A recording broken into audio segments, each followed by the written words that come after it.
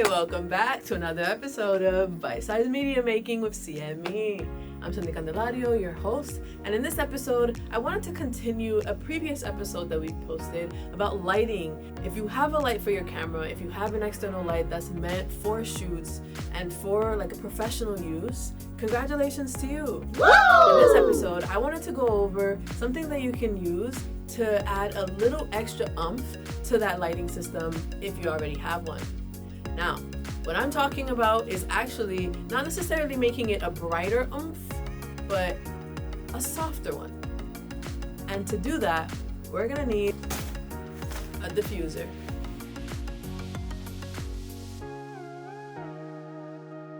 Now, what is a lighting diffuser, you ask?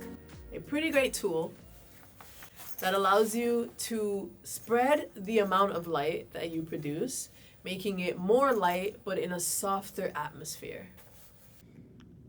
Okay, so this is a softbox. It generally comes compact in something like this. When you open it up, it is a very complicated fold. Let it unravel.